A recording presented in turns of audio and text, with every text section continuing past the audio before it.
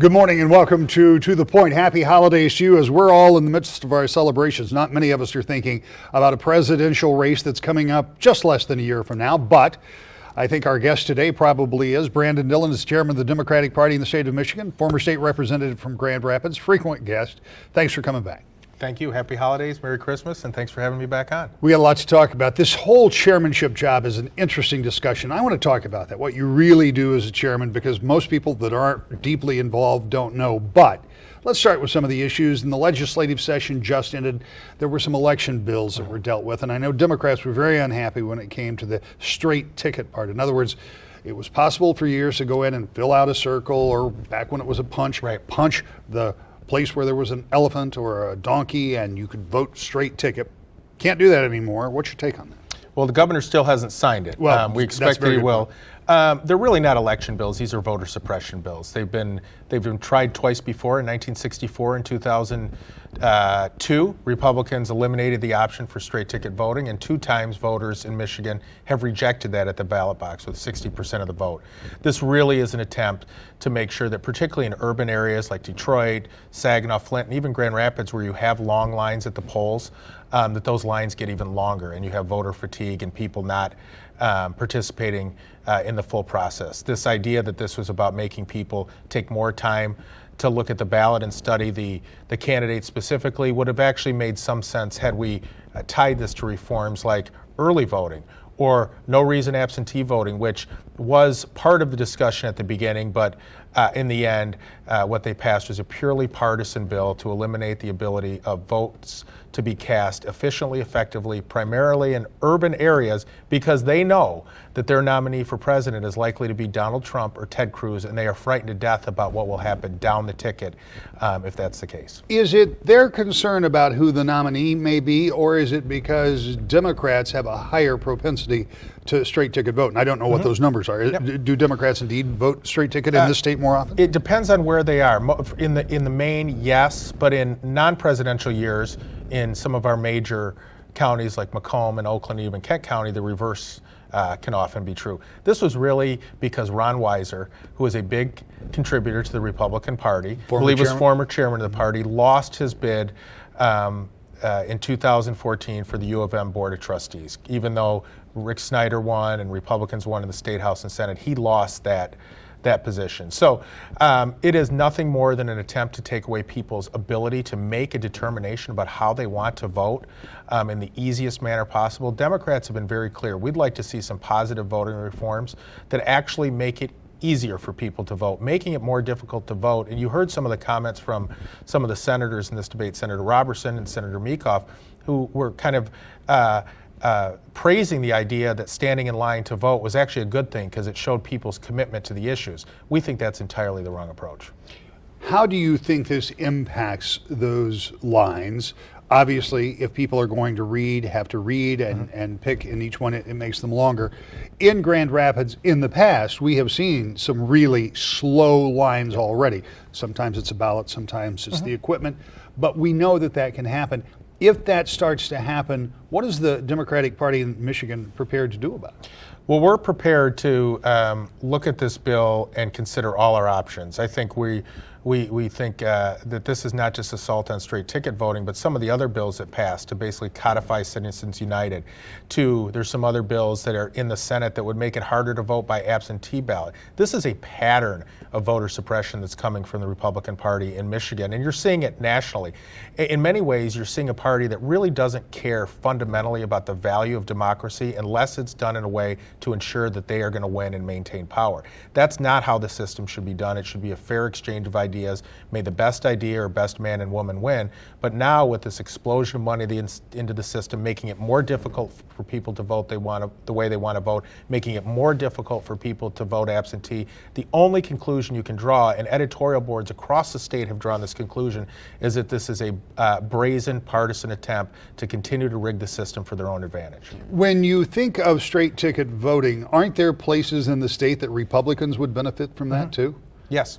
And so they've taken that option away there as well. Yeah. What this really is geared towards is a couple things, in my opinion, is to ensure that the lines and are longer in our core urban areas like Detroit and Wayne County and Kalamazoo and Muskegon and Grand Rapids, where you already see long lines on election day for a number of reasons. It takes about an average of 1 minute and 15 seconds longer to actually vote, to fill out all the little bubbles on the ballot than it does to vote the straight ticket. And if you're somebody that's been voting Democrat or Republican your whole life and you have a philosophical reason to do so, you shouldn't have that option taken away. A minute more to fill out the ballot when you have thousands of people in a particular precinct voting is going to extend those lines. And that's really the goal of this legislation, is to make it more difficult to vote and particularly suppress African American votes in many of these urban centers across the state. As you accurately pointed out, as we sit here today, because we're doing this a little in advance so you can be with your family and I can be with mine during the holidays, the governor hasn't signed it. If he is going to sign it, he may well have by the time this airs. That's true, and I assume we are assuming that he will sign the bill. We are prepared to look at any avenue, whether it's legally. We believe there may be a voting rights violation with this bill. This bill disproportionately impacts African American voters in this state who have the highest propensity to vote straight ticket. Michigan has the highest propensity to vote straight ticket of all the states that either have it or have had it in the past. And we have one of the longest ballots in the country. So we think there may be litigation that would ensue, but we have not made any decisions, and I wouldn't expect we have made those by the time the show airs. And so that was really my question, because there have been other states that have reversed this. Has there been litigation in those that you're I'm not aware of? that they have that there has been any litigation filed. But we are prepared. We take it seriously. We take voter suppression seriously, and we are prepared to look at all avenues, whether it's legal, whether it's legislative, or whether it's at the ballot, to make sure that people can exercise their right to vote. Let's talk about the rest of the legislative session. You were there when there was a big idea to come up with Prop 1 that was on the ballot back in May. That didn't go too far, and so the legislature has been dealing with, since you've left, grappling with the idea of how to fix roads, and finally, late in the session, they got that done. Right. So roads are funded from the perspective of some. You, however, don't think that's necessarily the case. No, we think it was, not just the Democratic Party, but Republicans across the state, activists. In the 13th congressional district over in Detroit, the Republican Party voted to sanction Speaker Cotter and Arlen Meekoff for this plan, because what it does simply is it raises taxes on seniors, the middle class, people on fixed incomes, and doesn't actually fix the roads. It doesn't ask corporations to pay anymore. It doesn't ask heavy trucks to pay anymore. The full funding for this program, if it actually all comes through, won't be until after 2021. So what people are going to see is their pocketbook hit in the very short term. They're not going to see any improvement in the roads, and they're going to see a legislature who didn't learn the lessons of Prop 1 when people said if we want to have our roads fixed, that the burden should be simple but should be spread evenly. Well, and one of the problems, and you and I were talking before we came up here about Prop 1, there were a lot of things in that bill that may all have had merit, depending on who you are, but putting them all together was a really tough sell. Right. So if you think, and I presume from what you say, that this disproportionately impacts people, some people more than others, as a former legislator and somebody who I know looked at this for a long time, who should be paying? Well, if you look at the plan that House Democrats put out over 6 months ago, they called for a modest increase in the corporate income tax, a significant increase in the fines and permits for heavy trucks, and then use that as the basis to start looking at an equitable system where everybody who uses the roads pays fairly. Unfortunately, this system relies disproportionately on a birthday tax, which makes people like me who may be driving 70,000 miles a year have the same burden as a senior citizen who does 2,000 to 3,000 miles a year. It raises the gas tax, which disproportionately hits people at the lower end of the income scale, and doesn't ask corporations who are continuing to see tax breaks bestowed upon them have to pay any more towards fixing that problem that when it is fixed properly will benefit everybody. But unfortunately, this plan doesn't do that. To be clear, when you talk about a birthday tax, we all are notified that our license plates come due on our birthday. And there's a registration tax increase fee increase, and so thus your birthday tax. Your character. You'll get a big present from the governor and his Republican friends in Lansing on your birthday. What is the next step legislatively when we're talking about what may happen next year? It's an election year. When we come back after the break, we're going to talk about that. But from your perspective, we talked about this too. The big thing looming out there appears to me, at least, to be the energy bill. Right. We always hear about no-fault reform, but it seems unlikely you get that done in an election year, at least in my perspective. Right. So is this next year going to be much less active in the legislature, judging from your experience there and with the political overlay that we're about to go into? Oh, I hope so. Because the legislation we're seeing now is not good for anybody, in my opinion. I think the less the legislature is in session next year, the better. I do think there's some big issues like energy that there's a bipartisan need to get this done. We want to make sure we have good energy policy for the state. But I will tell you, in the dark of night, when Republicans are passing legislation to take away voting rights, to give more power to corporations, to take off all limits on dark money coming into the system in Michigan, I think if voters knew exactly what, and we're going to intend to make sure that they do, when they know exactly what these legislators who are currently in office are doing, they're going to be eager to see them either working less or not working at all come November of next year.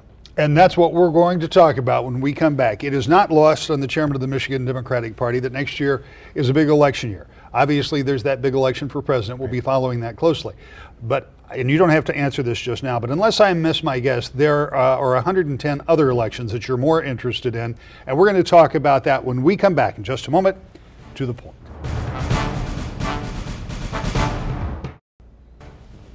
Welcome back to the Point. This morning, our guest is the chairman of the Michigan Democratic Party, Brandon Dillon. Mr. Chairman, it's great to have you here.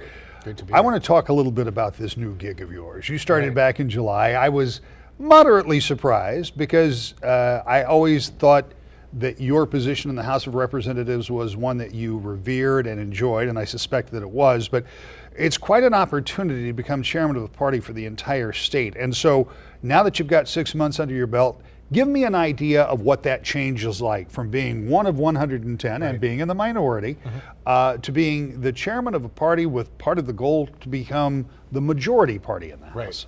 Well, you're absolutely right about my time in the House. I loved it. It's one of the best jobs you can have. Even when I was frustrated in the minority, it's an honor to be able to serve people when they give you that trust when they elect you. So it was not an easy decision, but I felt like I could do a better job of helping to make sure that the policies that I cared about and Democrats cared about could get enacted if I could help get more Democrats elected as chair of the party. So you're right. I'm absolutely traveling the state all the time, in many cases still introducing myself to people, but a lot of time on the road talking to activists, talking to potential candidates, refereeing some skirmishes around the state. Democrats, you know, are a passionate group of people and we have different ideas, so you have to make sure that you're trying to get everybody rowing in the same direction. But it's a big responsibility. I take it very seriously. I'm trying to have as much fun as I can with it, and hopefully if we have a successful election year next year, it will all be worth it. Well, and for people who aren't heavily involved in the process, they don't necessarily know what you do. Yes, you do travel around, but obviously there's a financial component to it, and you have to make sure that you and your finance chairs are in contact with those folks. And there is, as you say, the unity component where you try to get as many people as you can, because in both parties you have some ideas that are far apart. You're not going to bring everybody together. But one of the things I'm the most interested in is talking to potential candidates, because on one hand, anybody who wants to can run in any race. All they have to do is meet whatever criteria, whatever signatures, or if it's a fee, whatever that is. On the other hand, you as the party chairman want to make sure you have the best, most qualified candidates, particularly as you move into this cycle in the state house. And what I mean by that is there are a handful of districts in the state that are toss-ups. That's where the control of the state house is won or lost. So in those places, you will correct me if I'm wrong, you want the strongest candidates, and you don't necessarily need a 10-way primary to get there. Well, I think anytime we can avoid an ugly primary, the party is interested in seeing that happen. Representative Greimel, who's the leader of Democrats in the House, has done an excellent job this cycle in recruiting candidates. I was the campaign chair 2 years ago, and we had a little bit more difficult time getting folks to run against incumbents in an off year. This year, I think it's been much easier. People see that what's going on, the circus at the top of the Republican ticket. They see the fact that Republicans in Michigan will have a lot of open seats. They see momentum building on our agenda. So it's made recruitment very strong in those seats that you mentioned. There are seats all the way up in Delta County, down to downriver Detroit, and over here in West Michigan. So there will be a lot of races I'm interested in. The presidential race certainly is very important, but in terms of long-term growth for the party and making sure that we have Democrats elected in Michigan, the State House is really our number one priority next year. I don't remember the exact numbers, but in those swing districts, the bulk of them, I think there were a half dozen races that were decided collectively by about 3,000 votes in one election cycle. I mean, that's how close. That was 2012. It was 3,000 votes was the difference between the majority and the minority for Democrats. Last year, it was about 7,000 votes over 6 seats. So these tend to be very close elections in these seats, and little things that happen at the top or things that are going on in the national environment can impact it. But what really can make the difference, as you mentioned, is those strong candidates who really reflect the values of that district. And as somebody who's served in office before, we don't need cookie cutter candidates around the state. We need candidates who have core Democratic principles but understand how their districts work and the people in those districts. And we think we're doing a great job recruiting candidates who match up well with the people who are going to vote for them. Good candidates are one thing, financing is another thing, but the advantage that many people would point to for Democrats in the presidential year is turnout. Yes. Because Democrats tend to turn out much better in presidential years. I know how frustrated there were a lot of Democrats that were frustrated 2 years ago because at one point it looked like you had a lot of momentum and you were out there working hard, but the turnout ended up they just didn't show up. Yeah, and turnout is, there's a number of factors that go into turnout. There's excitement. Are people excited to vote? There's anger. Are people angry about something? There's just general fundamentals. Do you have a good ground game? Are you actually targeting and talking to the voters most likely to come out? I think 2016 obviously is going to be a better turnout year for Democrats in 2014. And if Democrats in 2014 were able to get 51% of the vote across the state for state house candidates, we should do better in 2016, which will translate into making up the margin in a lot of those seats and hopefully flipping them to Democratic candidates. But, the coalition that Democrats have, which is demographically growing, whether it's Latinos, whether it's women, whether it's younger voters, that we just got to find a way to make them more consistent as they grow, because we can't have this, from our perspective, constant swing back and forth where you're losing elections at critical times, especially when redistricting may be up, and then you see the negative effects from a political perspective for nearly 10 years. When you have the process in front of you, and we talked about this in a separate conversation, but we were talking about the importance of gathering data and knowing who your voters are and identifying them and communicating with them and doing that motivation that you talk about. How sophisticated has that become? Because it used to be that you had books and handwritten names in there, but now you have real-time information in some cases where you can reach out to voters, and a lot of people credit the Obama campaign from 2008 from really putting a fine point on that art, and that carries over to today. Absolutely. Data is it's extremely important. But, I will say one thing. There's a lot of new technology and ways to gather and interpret data, but one thing hasn't changed. You still have to have people going out there to actually collect the data. And whether we're collecting it on a smartphone or on a clipboard, you have to have those people energized out there knocking on the doors, making the phone calls. We can reach people through social media and other ways, but there's nothing that substitutes for actually going out and talking to your neighbors, talking to your coworkers. You see what's happening in the presidential race. Jeb Bush has spent millions and millions of dollars, and he's not moving the numbers. And I think much of that is a reflection of voters aren't moved as much by those mass communication methods. They've grown weary and sophisticated in the way they look at that, but they will still respond to folks who come and knock on their door and talk to them. Having a good system to collect that data, slice and dice it, and make sure that you then get back to those people and get on election day is critically important as well. And we think we have a good system in that regard. And why that is important in some cases, for example, if you're running for the state house, you got 90,000 people or so in a district. You can't talk to all 90,000 people. It's not physically possible. You can't knock on all the doors. But if you know where the high propensity voters are and the people who, if they are contacted, may turn out and vote for you, that's where that becomes important. Yeah, and if you can determine what issues that those people care about, there's a lot of data out there that's not just political data. We are able to to determine what people's likes are on Facebook. You know, if somebody has a lot of different organizations that they're interested in, that can somehow give a clue as to what issues they care about. We do surveys where we talk to them. So getting that data that's specific to that voter or a group of voters like that, the messages are a lot more fragmented in some ways because you're tailoring directly to the audience that cares about that. So it is important.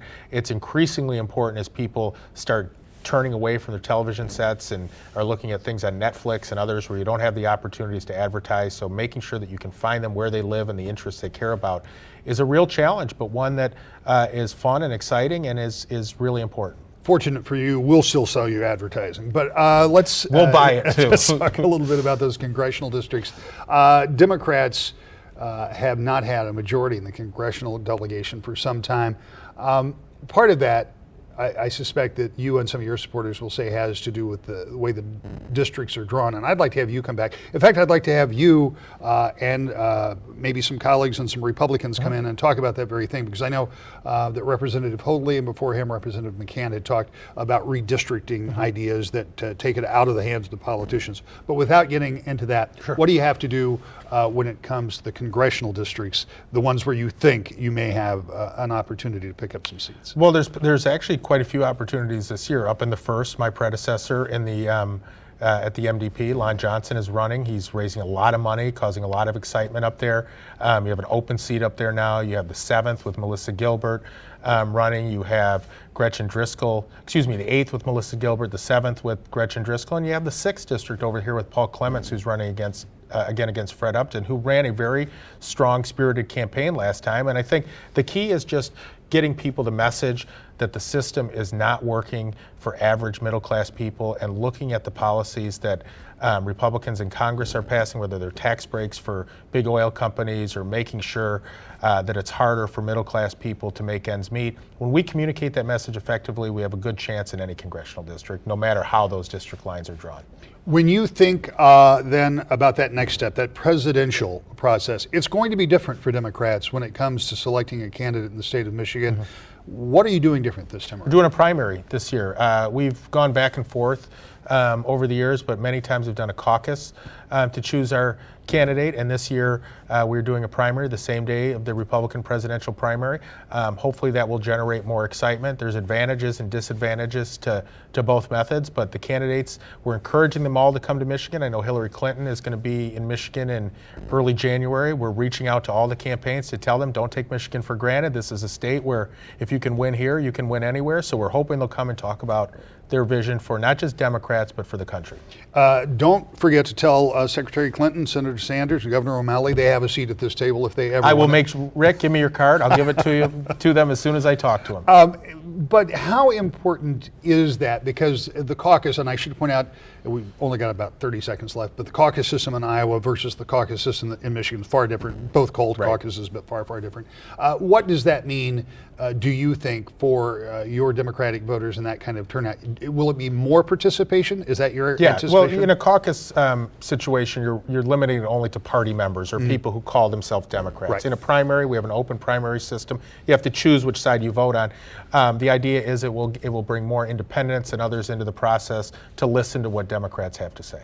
I appreciate you taking time to come in. You're traveling lots of miles these days, and I'm glad that we fit in that path from point A to point B. But you're 2 miles from my house, so I'm always glad to take your invitation to talk to voters. It gets you closer to home, Absolutely. too. Thank you very much, Thanks, Chairman, and I hope you'll come back and see us. Have a great Anytime. holiday.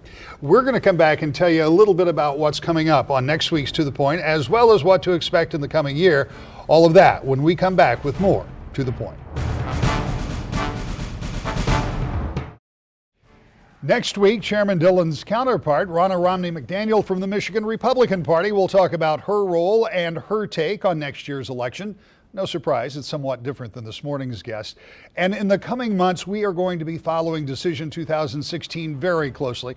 Michigan does figure to play a prominent role in what happens next on the road to the White House and, of course, those all-important congressional and state house races. Hope you'll join us next and every Sunday morning. To The Point.